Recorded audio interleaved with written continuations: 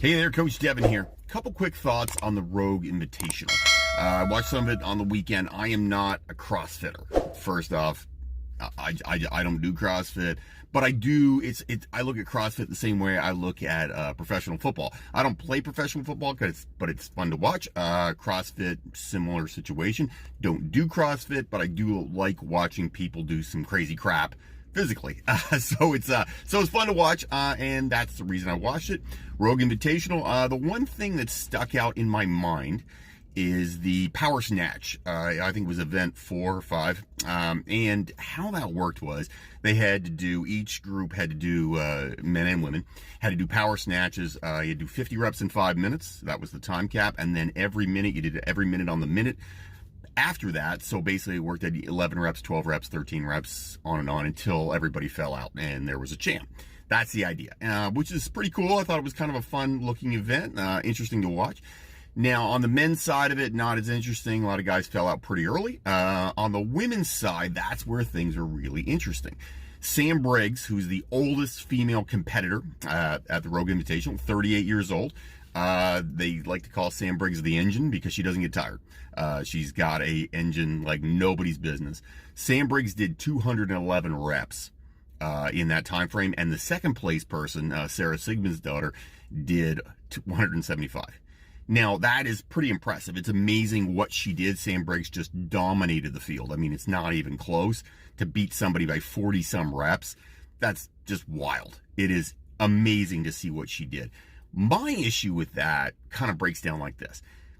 I get that the Rogue Invitational, different format this year. I mean, we have coronavirus, COVID-19. We can't, you can't get a bunch of people together to work out. So, they did it at their own gyms.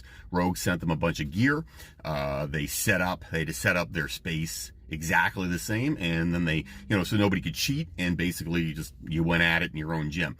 Pretty cool idea. No one was allowed to talk to the competitor outside of Haley Adams. I did notice that Rich Froning, for some reason, was allowed to coach her, and no one else was allowed to be coached.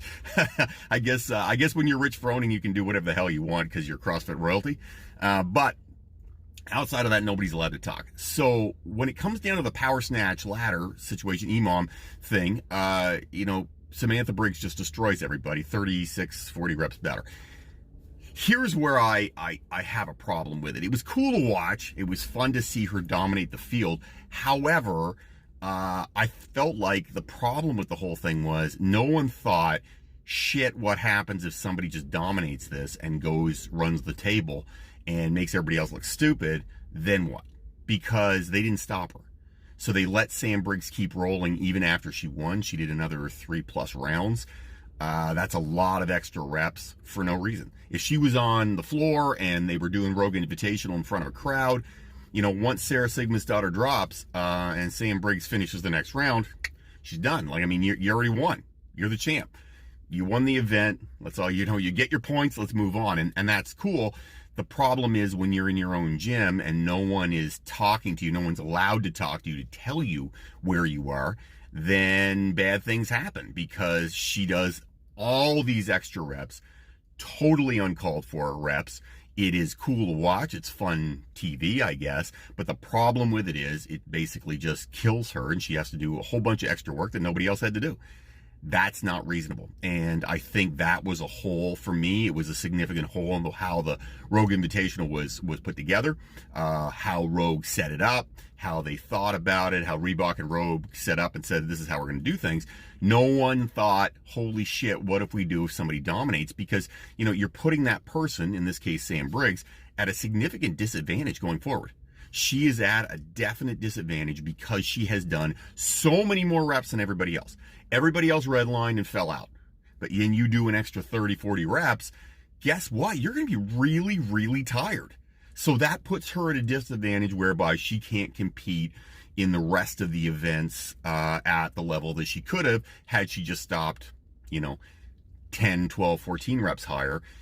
She doesn't get to do that. And that, to me, is a shame. Sam Briggs wasn't going to win.